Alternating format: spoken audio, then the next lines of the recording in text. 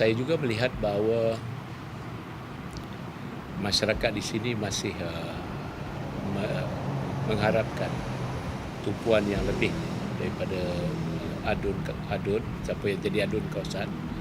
Dia memerlukan perhatian yang lebih, perhatian kerana kita lihat ramai yang uzur di kawasan ini, sama ada aksiden, stroke ataupun warga mas yang dah tua. Dan alhamdulillah tadi saya dapat berjumpa dengan seorang penduduk berumur 105 tahun.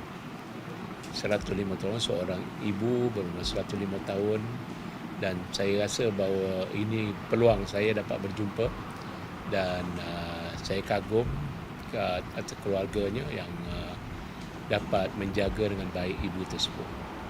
Kita kena lihat keseluruhan. Ketika saya bertanding di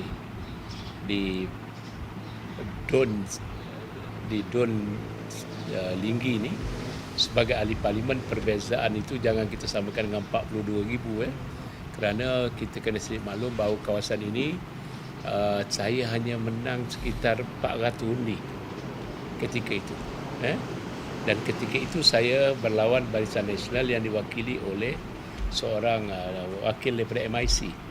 Dia berbeza, majoriti Melayu di sini, dan apabila saya menang 400 undi itu, dia berbeza.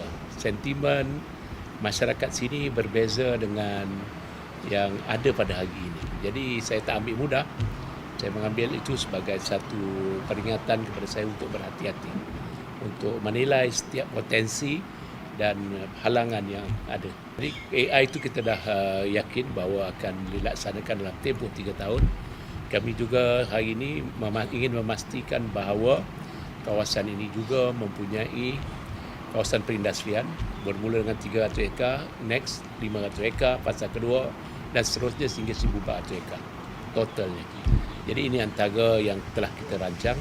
Di samping kita cuba memanfaatkan nelayan supaya diangkat nasib mereka dengan lebih baik, dan kita akan cari alternatif supaya mereka mempunyai pendapatan yang lebih stabil pada masa akan datang.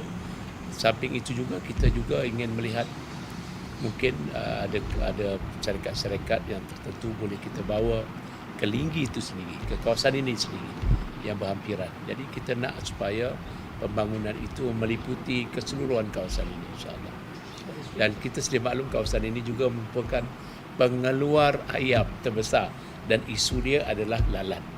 Jadi ini antara pro and con yang berlaku, dan kita cuba memujuk mereka supaya memodernkan penternakan mereka, dan mungkin kita akan bekerjasama dengan Kementerian Pertanian selepas ini, insya-Allah, kepada mereka yang tak mampu nak mengubah daripada penternakan secara konvensional sedia ada kepada penternakan yang moden. So alhamdulillah di kawasan Linggi ini kita dapat 2 projek tempatan banjir yang sedang berjalan. Satu di Sungai Raya, satu lagi di Sungai Solok. Sungai Solok sini kan. Sungai Solok Linggi, di mana sedang berjalan, dan alhamdulillah sejak 6 bulan ini kita tak dengar banjir berlaku dalam kawasan ini. Ini menunjukkan bahawa walaupun belum selesai, tetapi sudah ada perubahan yang baik, dan saya yakin bahawa jika ini kita dapat teruskan perbaiki daripada masa ke semasa, kita akan menyelesaikan banyak isu yang berlaku pada rakyat.